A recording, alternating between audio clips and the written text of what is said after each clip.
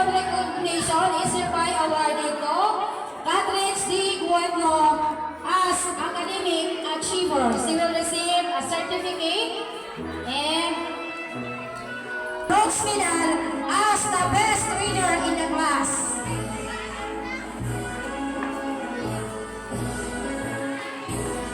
Certificate Sunday 2. Hello everyone! For today's video ay maaga nga kaming gumising dahil nga closing ngayon ng pinsan ko at ako yung sasama sa kanya. Kasi nga busy yung lola ko sa pagtatanim ng mais sa bukid. Kaya absent muna tayo for today's video. Agoy! Ngayon lang nga ulit ako nakapag-vlog dahil nga sa sobrang busy at magbablog na ulit ako.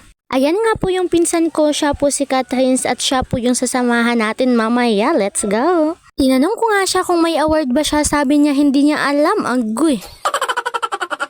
Hindi ko nga alam kung may award ba tong batang to kasi hindi ko siya nakikitang nag-study ba. Kaya ang lahat kong katanungan ay masasagot mamaya kung mayroon ba o wala. Agoy! Alas 8 pa nga magsisimula yung program nila kasi nga mauna din naman yung mga kindergarten bago sila. Actually, grade 4 na po si Catherine at mag-grade 5 na kung maka-grade 5.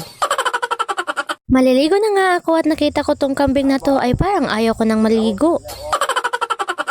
Pero syempre hindi tayo pwedeng hindi maligo kasi nga ang daming tao dun be, agoy. Nauna kasing naligo si Catherine kaysa sa akin kaya ayan ako na lang munang mag-isa. Napaka-excited naman ng batang yun para namang may award. Ayan na nga dumating na nga ako dito sa may balon kung saan ako maliligo. Lahat ng mga kapitbahay ko at kami po ay dito po talaga kami naliligo kasi nga wala po kaming pusit at shower yung mga ganyan-ganyan. Pero syempre hindi yan mawawala sa ating manifesting. Habang naliligo ako ay dumating nga yung kapitbahay namin para maglaba. Nagmamadali na nga ako dito kasi nga umuulan at baka mabasa pa yung cellphone ko kaya ayan umuwi na din ako kaagad. Maaga nga bumisita sa amin ng ulan pero wala tayong karapatan magreklamo dahil nga kailangan natin tube. Lalong-lalo na sa mga pananim ko, agoy. Ayan na nga mga mami ko, nagbihis na ako ng pangbahay at inayusan ko na din itong si Catherine kasi nga mag-aalas 8 na. Pagkatapos ko siyang inayusan ay nagbihisan din ako at umalis na din kami. At syempre dumating na din kami dito sa Dawan Elementary School at nauna na si Catherine at yung kapatid ko kasi nga nagparking pa ako. Dito nga pala ako nag-aaral noon mula grade 1 hanggang grade 4 at lumipat ako sa San Miguel Central Elementary School. At pagkatapos kong lumipat ay lumipat na naman ako sa Lapurian Elementary School o diba hindi makontento, agoy. Tamang-tama nga ang pagdating namin dahil nga kasi simula pa lang. At syempre tulad ng sabi ko kanina ay mauna talaga ang kindergarten kesa sa grade 1 at saka grade 5. At mamayang hapon ay mga grade 6 na naman mga graduates. Nandito na nga ako sa may gym at pumesto na din ako dito sa may gilid. Pinaupo ko na nga si Catherine dito sa may gilid kasama yung mga kabarkada niya at kung gaano siya kapayat ay times 5 kalaki yung kakambal niya. Yes po, opo may kakambal po siya lalaki, yung naka-white. Hindi ko nga inaasahan na achiever pala ito si Catherine kaya ayan tatawagin na siya. Certificate of recognition is hereby awarded to Catherine D. Guadno as Academic Achiever. She will receive a certificate and a bronze medal as the best reader in the class. Best reader pala itong batang to ay hindi naman halata.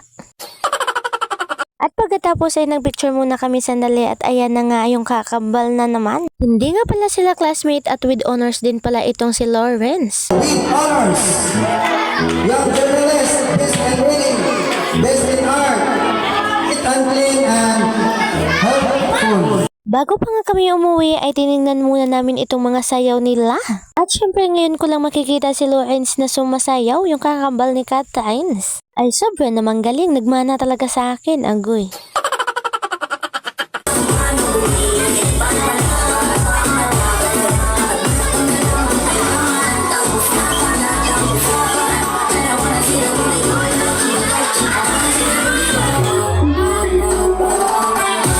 Ayan nga mga mami ko ay pagkatapos nitong sayaw ay uuwi na din kami kaya adto nami, amping.